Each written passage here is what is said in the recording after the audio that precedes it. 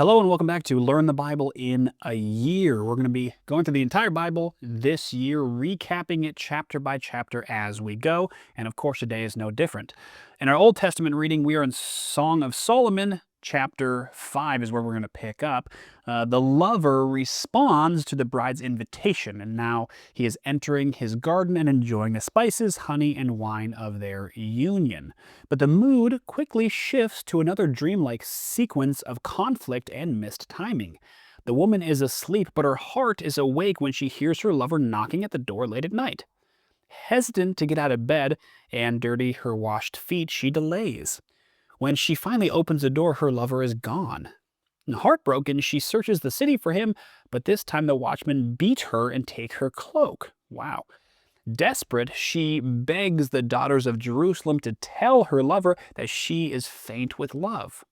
When they ask what makes her lover so special, she launches into a breathtaking description of his physical strength, radiance, majesty, and concluding that this is my beloved, this is my friend.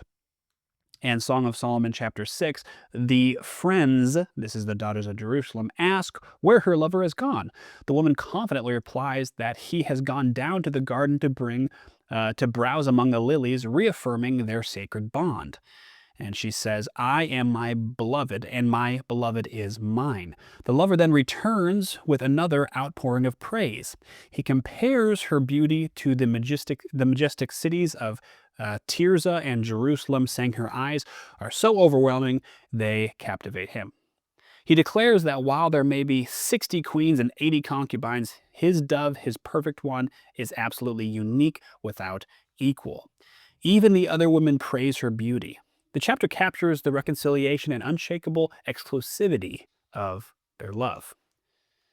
In Song of Solomon 7, the praise of the bride's beauty continues, often interpreted as a dance or a public celebration of her grace.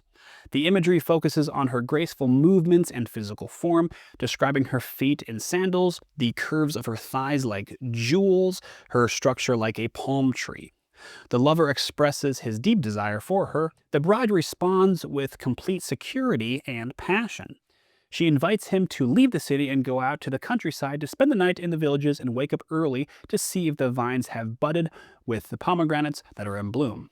There, in the beauty of the spring morning, she promises to give him her love, surrounded by the fragrance of mandrakes and every choice fruit she has stored up for him.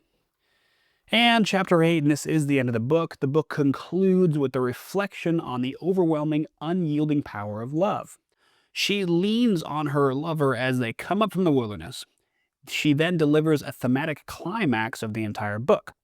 She says, place me like a seal over your heart, like a seal on your arm. For love as strong as death, its jealousy unyielding as the grave.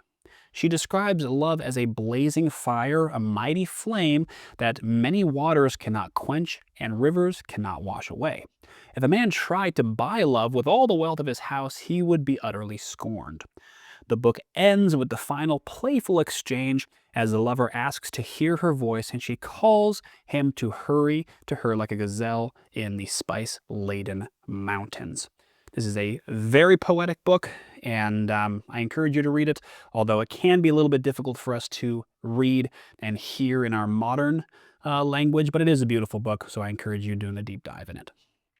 All right, jumping into New Testament, we are in 1 Corinthians, finishing up 1 Corinthians chapter 12 and getting into 1 Corinthians chapter 13. In the conclusion of chapter 12, Paul finishes his teaching of the body of Christ.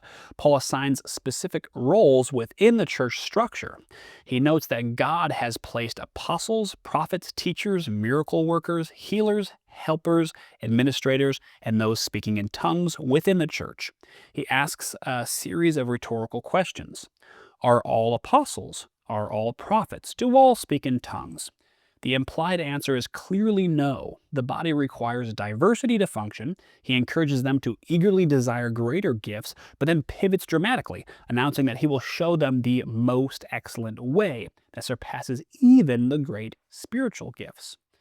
And then jumping into 1 Corinthians 13, this is Paul's famous love chapter. You've probably heard this at a wedding at some point, which is kind of ironic that we also read Song of Solomon today. That was not intentional, but let's just pretend it was intentional. So Paul argues that without love, even the most spectacular spiritual gifts are entirely worthless. If he speaks in tongues of men and angels, has the gifts of prophecy, fathoms all mysteries, and has faith that can move mountains, but lacks love, he has nothing. Even extreme self-sacrifice, giving all of his possessions to the poor or surrendering his body to hardship, gains him nothing without love. Paul then defines what love actually looks like in practice. And this is where you hear it at weddings typically. He says, love is patient, love is kind, it is not envious, it is not boastful, it is not proud, it is not easily angered, and keeps no record of wrongs. That's a hard one at the end there if you're a married couple, keeping no records of wrong, isn't it? But that's what love is. It always protects, it always trusts and hopes and perseveres, while spiritual gifts like prophecies and tongues will eventually pass away. When perfection comes, love will never fail. He concludes that three things remain forever: faith, hope, and love.